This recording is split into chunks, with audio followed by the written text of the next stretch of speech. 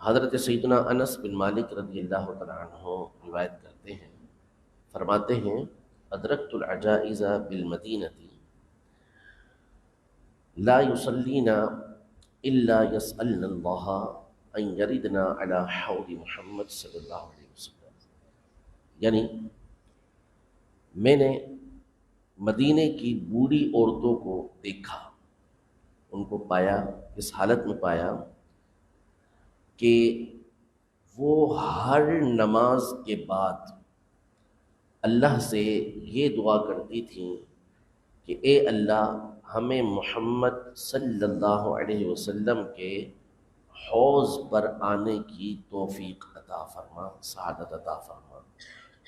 حوض محمد پر آنے کی سعادت نصیب فرما۔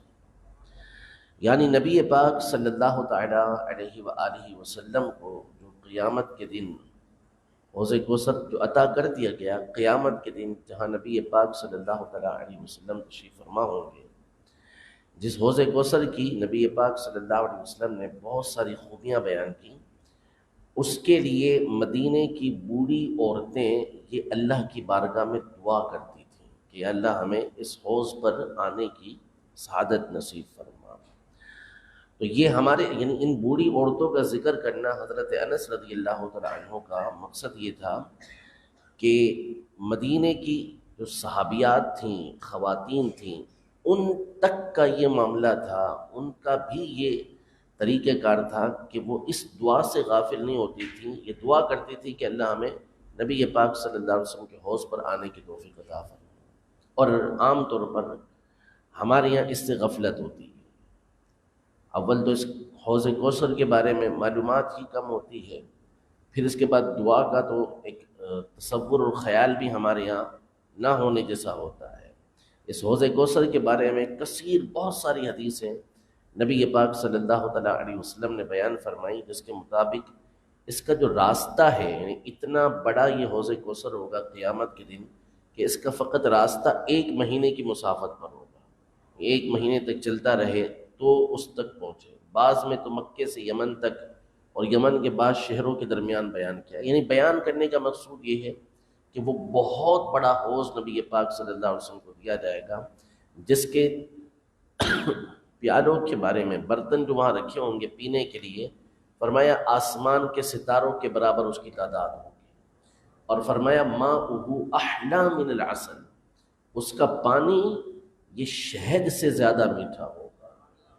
وَأَبْيَضُ مِنَ اللَّبَنِ، دودھ سے زیادہ سفید ہوگا، وَأَبْرَدُ مِنَ الثَّلْجِ، اور برف سے زیادہ ٹھنڈا ہوگا، جو اللہ پاک پینے کی قدرت عطا فرمائے گا۔ اور فرمایا کہ من شرب منہ لم یظمأ ابدا،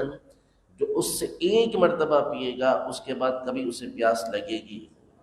پیاسا ہوگا ہی نہیں وہ بندہ جس کو اس حوض سے مل جائے گا۔ اس کے بعد پھر جو بھی بندہ نعمت کھائے گا، نعمت پیے گا، وہ صرف اور صرف لذت کے لیے ہوگا، صرف اور صرف لذت کے لیے ہوگا۔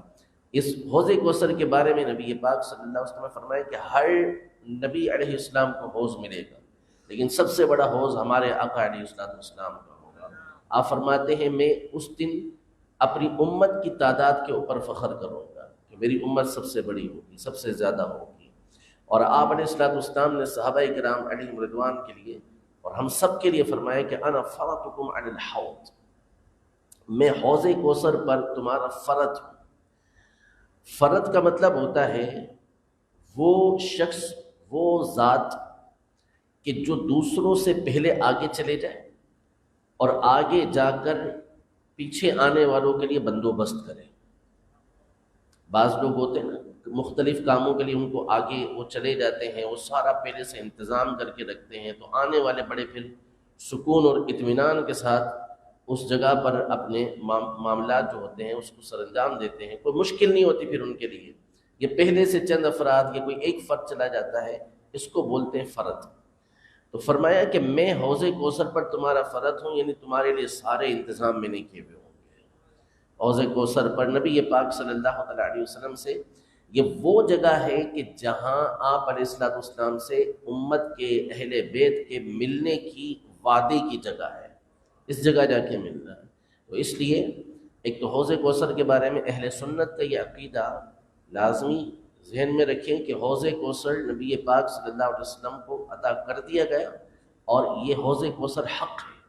یہ قیامت کے دن جنت میں سے لایا جائے گا جو نہر کوثر سے آئے گا۔ تو اللہ پاک ہم سب کو اس حوض کوثر پر آنے کی توفیق و سعادت نصیب فرمائے، اور نبی پاک صلی اللہ علیہ وسلم کے اس حوض سے ہمیں پینے کی توفیق عطا فرمائے، سعادت نصیب فرمائے، اور کاش ایسا ہو کہ خود نبی پاک صلی اللہ علیہ وسلم کے مبارک ہاتھوں سے ہمیں جام کوثر نصیب ہو جائے۔